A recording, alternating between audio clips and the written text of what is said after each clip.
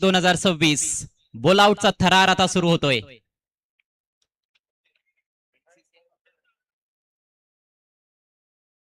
बोलआउट मध्ये विजेता संघ हा फायनल मध्ये असेल आणि उर्वरित दोन संघांदरम्यान सेमीफायनलची मॅच आपल्याला पाहायला मिळेल.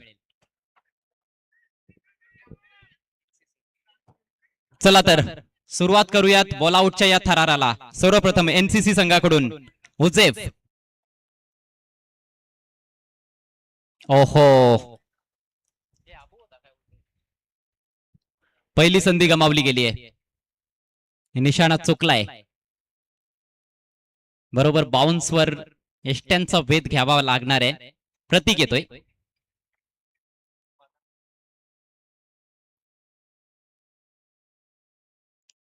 DK11 जय गणेश वाफाळे बी संघाकडून हार्ट ऑफ पीटीसी प्रतीक विषे.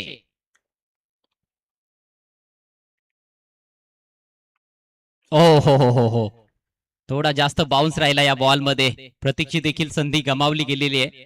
संधी हुकली आहे. आणि आता आई एकविरा स्पोर्ट्स बादाणे संघाकडून विजय गीते विजू एष्ट्यांचा वेध घेईल का? नाही, त्याला देखील जमलं नाही. पहिला राऊंड समाप्त झालाय. फर्स्ट अटेम्प्ट मधला पहिला राऊंड समाप्त झालाय. आता दुसरा राऊंड. कुठल्याही संघाचं अकाउंट ओपन झालेलं नाही. पंचांच्या मागे जे प्रेक्षक उभे आहेत प्लीज जरा बाजूला व्हा. कॅमेरामॅनला अडथळे येतात. एनसीसी बोरिवली टीमचे काही पाठीराखे आहेत. साईडला जा जरा. सेकंड राऊंड साठी एनसीसी बोरिवली संघाकडून गोलंदाज येईल.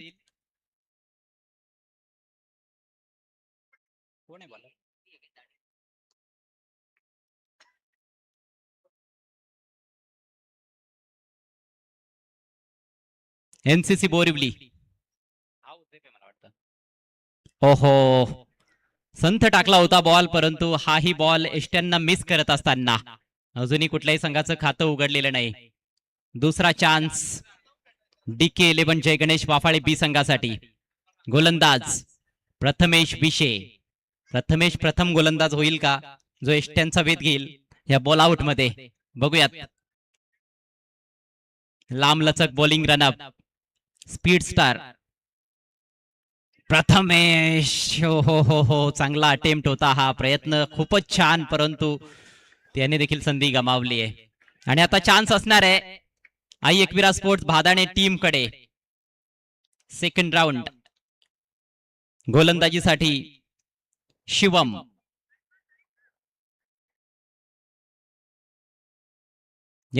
शिवम नाही, त्याचा देखील निशाणा चुकलाय. बॉलआउट मध्ये एष्ट्यांना हिट करणं एवढं सोपं काम नाहीये.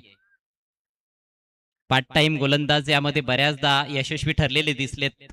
विशेषतः भारत पाकिस्तान 2007 पहिला विश्वचषक T20चा दक्षिण आफ्रिकेमध्ये भारत पाकिस्तानच्या दरम्यान ती मॅच टाय झाली आणि त्यानंतर रॉबिन उथप्पा, सेहवाग आणि हरभजन सिंग तिघांनी एष्ट्यांचा वेध घेतला. येथे गोलंदाजाचा निशाणा चुकलाय. रबी होता गोलंदाज, मात्र त्याला देखील हे काम करता आलेलं नाहीये. तर एनसीसी बोरिवली संघाच्या तिन्ही संधी हुकलेल्या आहेत. आणि आता गोलंदाजीसाठी DK11 जय गणेश वाफाळे बी संघाकडून अथर्व विषे. विशेष बॉल टाकावा लागणार आहे अथर्व विषेला.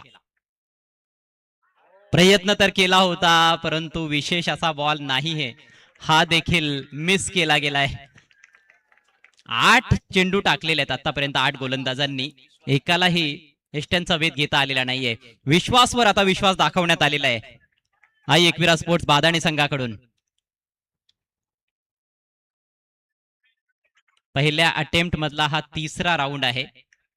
कुठल्याच गोलंदाजाला आतापर्यंत एष्ट्यांचा वेध घेता आलेला नाहीये. विश्वासचा जर हा बॉल एष्ट्यांवर लागला तर मात्र बादाणे संघ थेट फायनल मध्ये असेल. Very important delivery. पूर्ण मदार आता विश्वासच्या खांद्यांवर. अंतिम 3 संघ या स्पर्धेतील ज्यांच्यामध्ये हा बॉलआउट आपण पाहत आहोत. आई एकविरा स्पोर्ट्स बादाणे, एनसीसी बोरिवली आणि DK11 जय गणेश वाफाळे बी. फायनल मध्ये कुठला संघ पोहोचणार? विश्वासकडे ही शेवटची संधी. घेईल का एष्ट्यांचा वेध? विश्वास नाही. पहिला अटेम्प्ट समाप्त झालाय.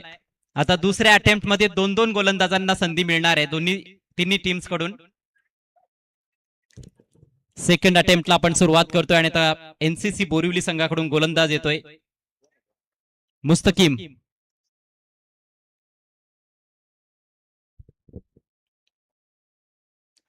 मुस्तकीम लेफ्ट आर्म गोलंदाज. Can he hit the stumps?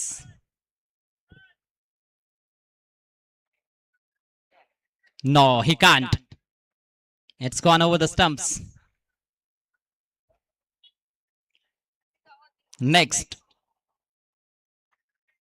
DK11 Jay Ganesh Wafale B संघाकडून.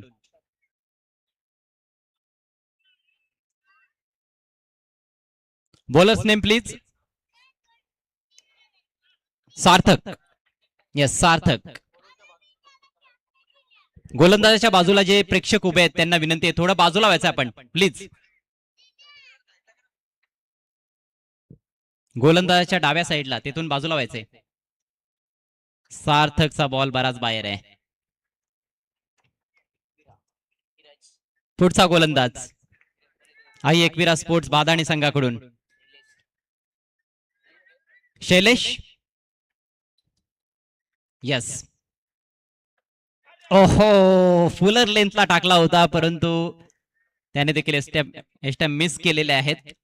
सेकंड अटेम्प्ट मधील पहिला राऊंड देखील समाप्त झालाय. आतापर्यंत कुठल्याच गोलंदाजाला जमलेलं नाही.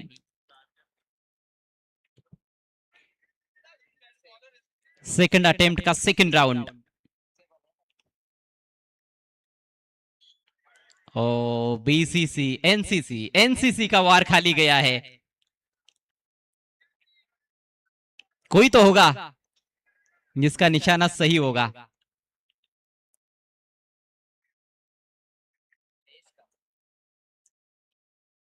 जयेश विषय फ्रॉम वाफाली बी. पटकी हुई गेंद, इससे तो काम बनने वाला नहीं है. Now Aai Ekvira sports Bhadani. राजा के हाथ में गेंद. क्या राजा का राज रहेगा? Yes, Aai Ekvira sports Badane final में राजा ने कर दिया है काम. नाम राजा है और वाकई में राजा की तरह काम किया है. निखिल जाधव आणि भावेश कथोरे यांच्याकडून 1000 रुपयांचं पारितोषिक दिलं जाणार आहे राजाला. 5-5 गोलंदाज यूज केले गेले प्रत्येक संघाकडून आणि अखेर राजाने काम केलं. आई एकविरा स्पोर्ट्स बादाणी संघ या स्पर्धेच्या फायनल मध्ये